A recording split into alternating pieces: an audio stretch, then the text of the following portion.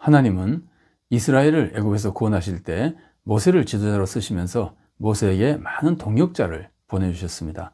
그 중에 한 사람이 여호수아입니다. 여호수아는 모세의 수종자면서도 후계자가 되는 사람입니다. 여호수아는 어떻게 후계자가 되어서 그렇게 위대한 사명을 잘 감당할 수 있었을까요? 우선 굳건한 믿음에서 나오는 신실한 모습이 여호수아의 아주 중요한 모습입니다. 여호수아는 충성스럽게 모세를 도왔습니다. 그리고 철저히 하나님의 뜻에 순종했습니다. 아말렉과의 싸움이나 가나안 땅에 정복하러 들어가자고 주장할 때의 모습들, 이런 모습들은 정말 신실한 모습입니다. 그리고 여호수아는 약속을 신실하게 지키는 사람이었습니다. 기브온 사람들을 그래서 속아서 한 약속임에도 불구하고 약속을 지키고 살려줍니다. 우리도 참된 믿음으로 신실하게 하나님의 뜻에 순종하고 맡은 사명에 헌신적으로 충성하고 또 약속에는 신실하게 약속을 잘 지킴으로써 우리가 하나님의 뜻에 맞는 종이 되어서 하나님의 뜻을 이루어드리고 세상을 구원하는 역사에 동참하고 사역에서 맡겨진 사명을 잘 감당하는 좋은 성도가 되어야 되겠습니다. 자, 여호수아는 하나님의 신실한 종이었습니다. 하나님께도 신실했고 하나님의 종인 모세에게도 신실하게 잘 도와주고 헌신했습니다. 또 이웃에게도 신실했습니다. 약속을 잘 지키며 정말 순종하고 헌신하고 신실하게 살아간 귀한 종이었습니다.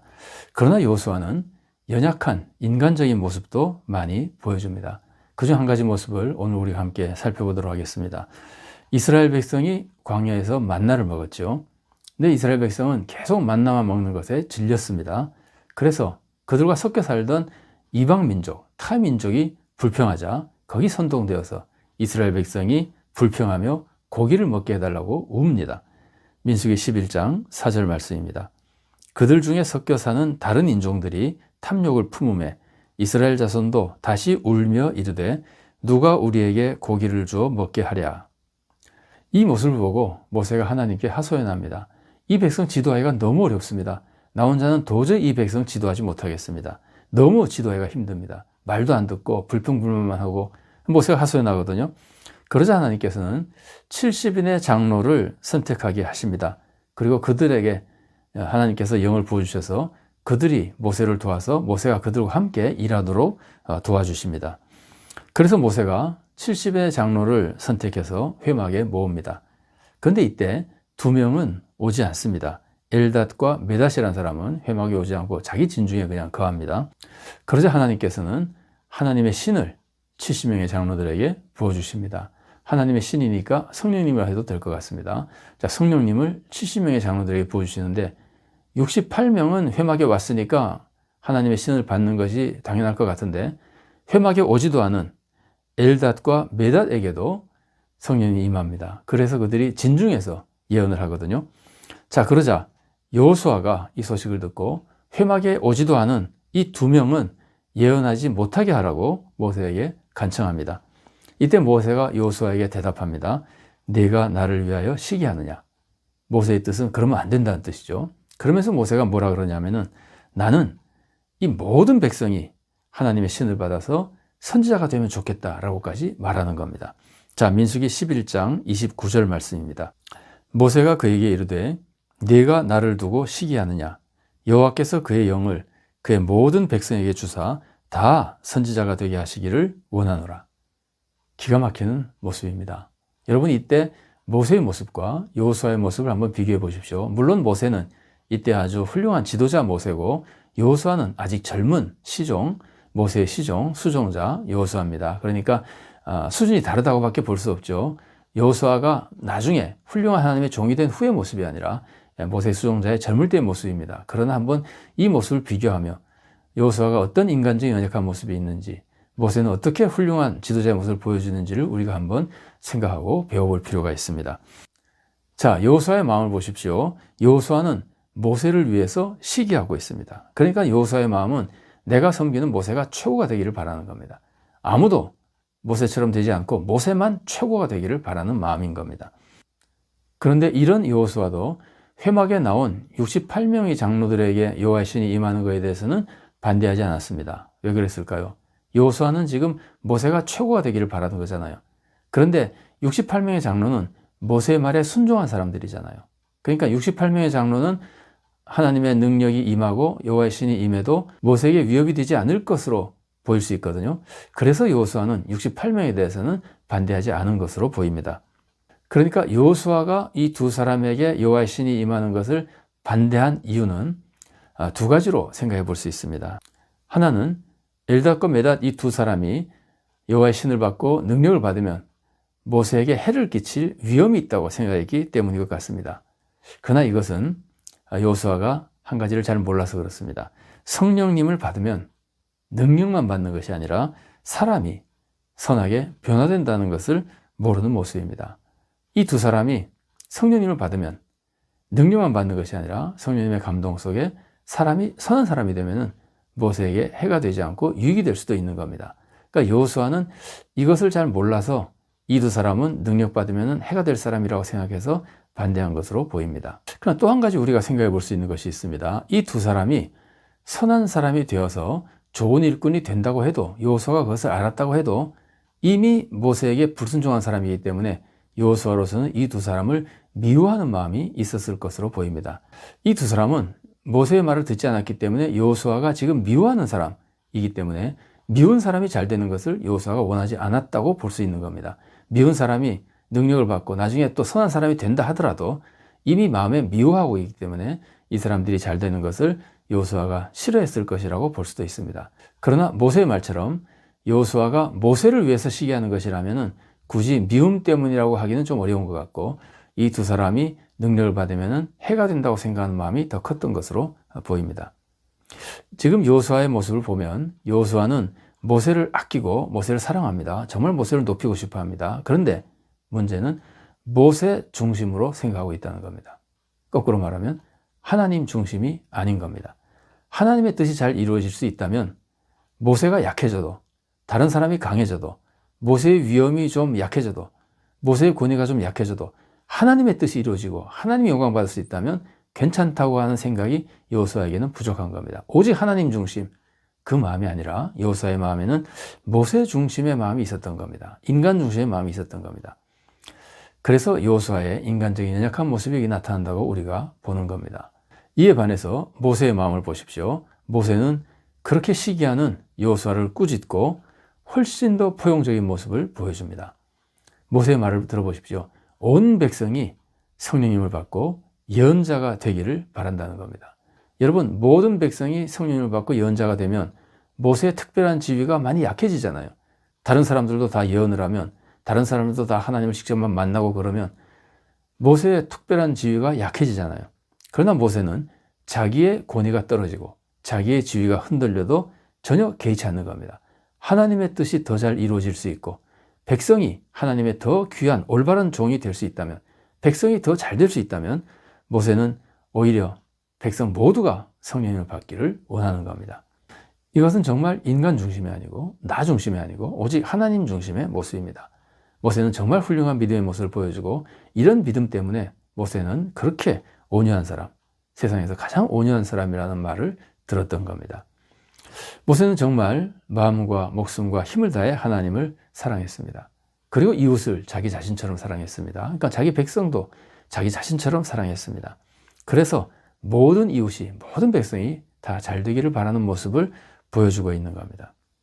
하나님의 종 모세와 모세의 시종, 젊은 수종자 여호수아의 차이점을 보면은 모세는 하나님 중심입니다. 하나님의 뜻을 위해서라면 자기 명예나 자기 욕심은 다 버릴 줄 아는 사람입니다. 그러나 여호수아는 사람 중심입니다. 모세 중심으로 판단하고 있는 겁니다. 여호수아가 이때 모세 중심인 마음속에 자기에 대한, 자기가 출세하고자 하는 욕심이 있었는지는 물론 확실히 알 수 없습니다. 그러나 확실한 것은 여호수아가 모세의 수종자로서 모세를 추종하고 모세 중심으로 인간 중심의 모습을 보여주고 있었다는 겁니다.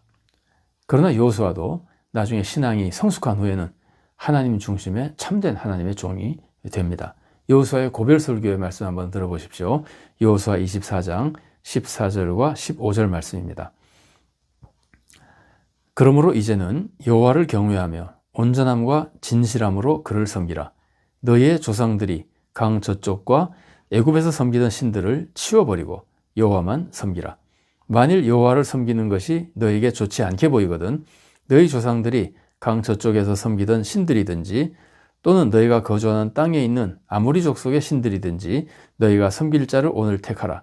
오직 나와 내 집은 여호와를 섬기겠노라 하니.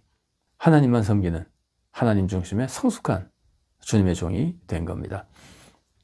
자, 우리는 여호수아의 인간적인 모습을 피할 수 있어야 됩니다. 우리에게도 이런 인간적인 연약한 모습이 다 있겠죠. 그러니까 우리가 이런 모습을 잘 보고 우리는 이런 모습을 피하고, 모세가 정말 성숙한 신앙인으로서 위대한 신앙의 선조의 모습을 보여준 그것을 우리가 배워야 됩니다.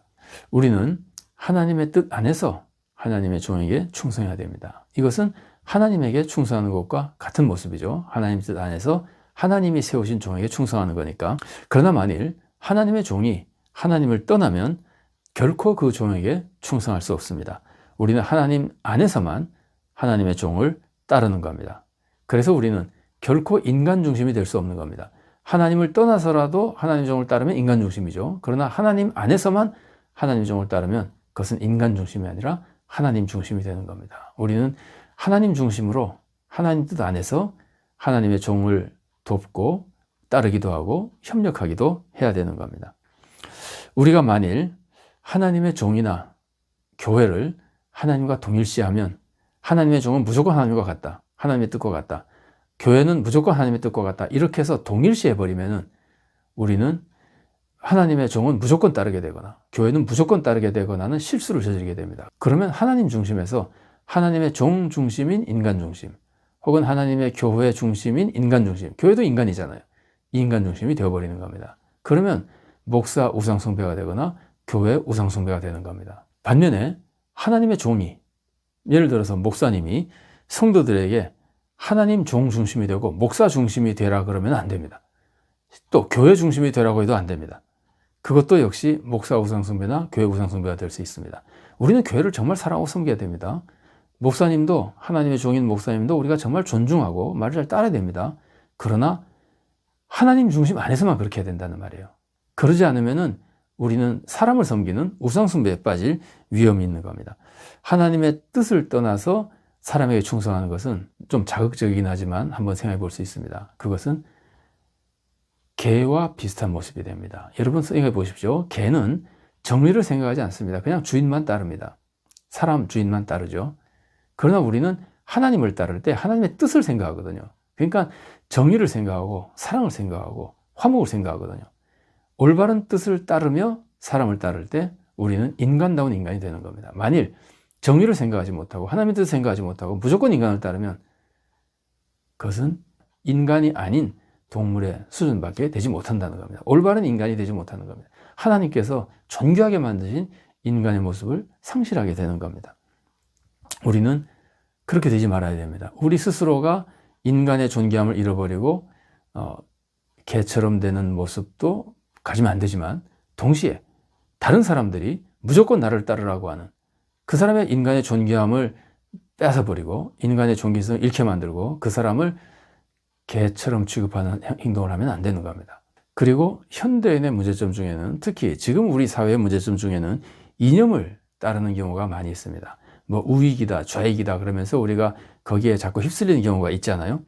이럴 때 하나님의 뜻은 따르지 않고 그 이념을 따르면 역시 인간 중심이 되는 겁니다. 하나님 중심이 아니라 인간 중심이 되고 우상숭배가 되는 겁니다.